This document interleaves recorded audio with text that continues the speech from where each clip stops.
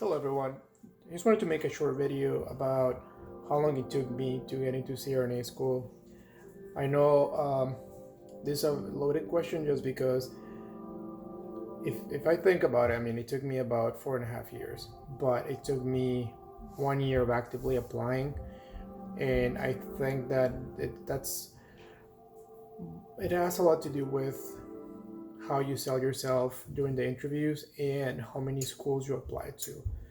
Personally, I ended up applying to 12 of them, which some people may say that's overkill, but I just wanted to maximize my chances of getting in just because it's getting really competitive these days. Most schools are getting hundreds of applicants each year, and I just wanted to make sure that I get in the first cycle I tried. So let's go back as to how this whole thing started. When I graduated nursing school, I knew that I wanted to be a CRNA when I got to shadow, and I started researching about it, and I wanted to know what I needed. Just so I didn't want to waste any time. So I knew that I needed to get into an ICU, and I'm not gonna lie to you, I tried to get into one as soon as I graduated, but for some reason it was nearly impossible a few years ago. So I applied anyway, and what I came to realize is that if you didn't know anybody or you didn't have like a capstone or something like that in an ICU, it was like impossible unless you had some kind of med surg experience. I know that has changed recently, but for me that wasn't the case. So I ended up doing a year of rehab, and then once I had a year, I went to like a step down unit. And looking back, I feel like rehab was actually beneficial for me because I was able to prioritize better, and my time management was a lot better just because I had so many patients. It was actually kind of heavy. I had like 12 patients, and they were heavy patients. And then I went to a step down unit, and I was able to be exposed to some basic critical drips like cardizem, dopamine, things like that. And and for some reason my unit was heavy on the cardiac, even though I don't work in a cardiac hospital. I got a lot of rapid AFib, CHF patients, pacemaker replacements, cardiac caths, things like that. And that was I truly loved it. But you know what? I knew that I knew that I need to go to ICU, so I ended up applying to ICU where I work, and that made it a lot easier for me because I had that background now. I had a couple of years of experience, and I was ACLS certified. And so I talked to the director, and she said, well, let me talk to a few people from your unit and I'll get back to you. And so that same evening, she offered me the job, and I was so excited. The only downside was that it was a night position, and I had never done nights.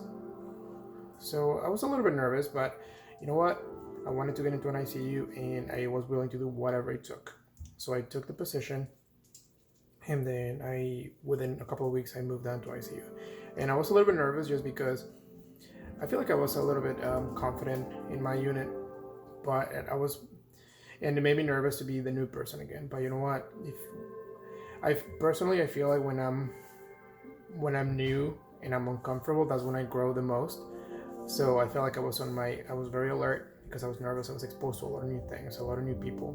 So it made me, so I was like, I try to be a sponge, and I was absorbing and learning as much as I could. So I would go home and I would see drips that I'd never seen before. So I was exposed to like neosynephrine and propofol, Presidex, you name it. So I'd write them down, and then on my days off, I would go to the local coffee shop, and I would just look things up, side effects, titration rates, indications, contraindications.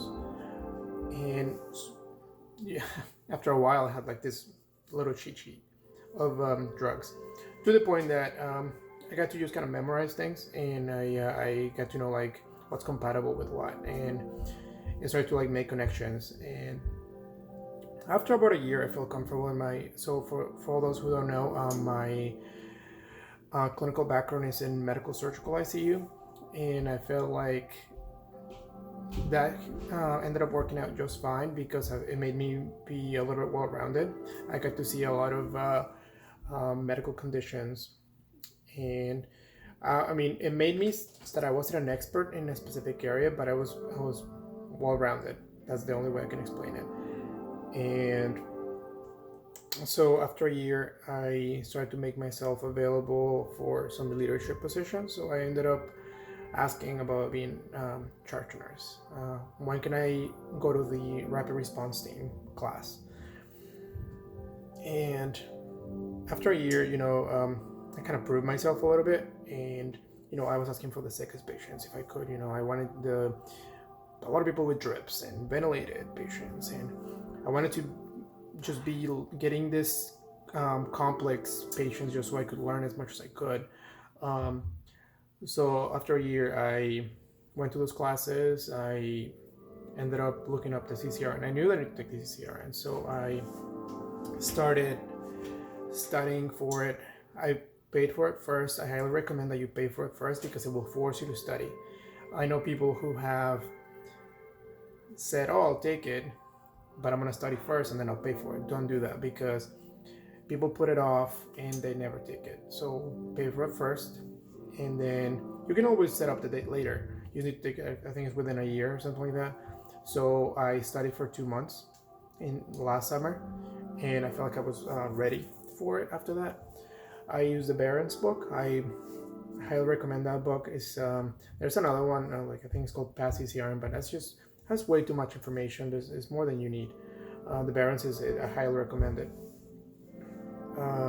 So I studied, I took it, and it's not an easy test, I'll be honest with you, but if you study, it's very doable. And then I know that a lot of schools don't say anything about the CMC, but I've always enjoyed cardiology, so I took the CMC. A month after that, it's almost like an extension of the cardiac portion of the CCRN. So I did not study as long. It was less than a month, and then I took it.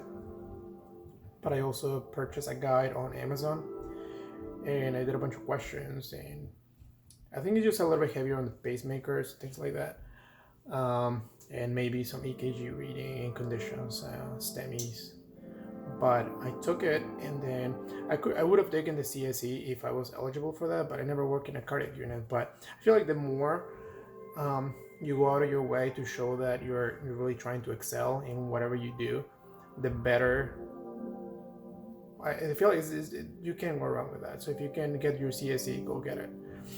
If you can get your TNCC, go get that, because I was also looking into getting that. So I had my CCRN, I had my CMC, and then I started looking into schools. So at the time, all the deadlines were over, so I was only able to apply to 2 of them, and they weren't even close to me, that were coming up. All the other ones were like 9 months in advance, so I wasn't even gonna bother. And I knew that it is difficult to get into CRNA school, but I did not realize how hard it is until I start applying. You read about it, but until you put yourself out there, you'll realize, wow, this is very competitive. So I applied to 3 schools, actually. Applied to 3 of them. They were all in Philadelphia, and they did not require the GRE, so I wasn't gonna take it just yet. And I did not have my PALS yet, only my ACLS and CCR and CMC. And at the time, I only had about 2 years of ICU experience, 4 total. So I applied in November of last year, and I got I got an invitation to interview 2 of the 3. So I interviewed 2 of them around February of this year. I did not get into one of them, and I was waitlisted on the other one. The other one, I did not hear from it until way later.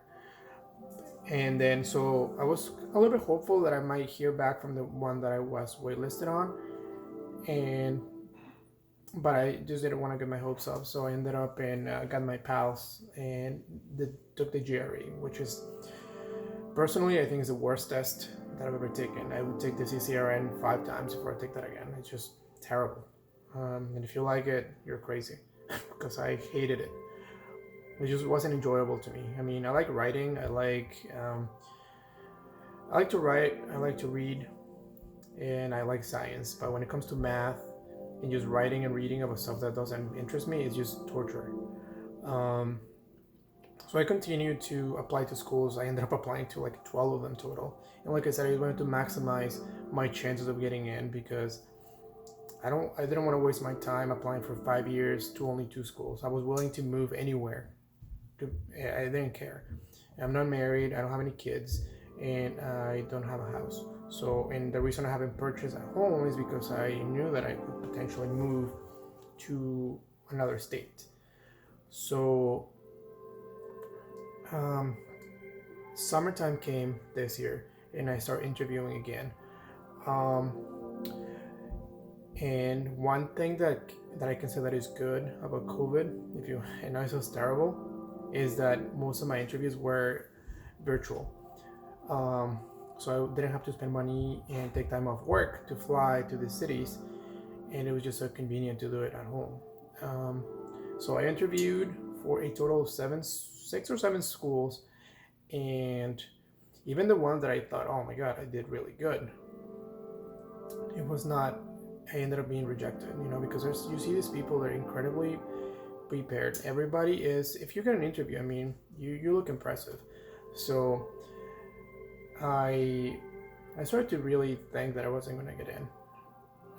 But luckily on my 7th interview, which was a couple weeks ago, I ended up getting in. And I mean, it took me exactly 1 year to get in. My advice to you is to, if you can, apply to as many as you can if you can afford it and if you can move. Just because if you apply to only schools that are near you, you're very limited as to, how many, you're limiting your chances of getting it. Just because, I've talked to a lot of people, and some of these schools are getting hundreds and hundreds of applications. And even when you're waitlisted, there may be 10, 20, 30 people waitlisted. And some of these applications, if you're waitlisted, things roll over. So it's just not easy. And I'm going to let on a little secret just to prove that this is most likely true. Remember the school that I told you that I was waitlisted on back in February? Well, this is the one that I got in because I need to reapply, and they took me in. So it is true. So another thing that I wanted to mention, and I'm probably gonna go more in depth in another video, is pay attention to how the faculty reacts when you're interviewing. Pay attention to their body language, because I found that that's very you need to know if they're very dismissive, if they're answering your questions appropriately. Because I had one instance where even when I started my interview, I knew that I wasn't going to get in just by how the faculty started, just how they reacted. They didn't really seem to be too interested.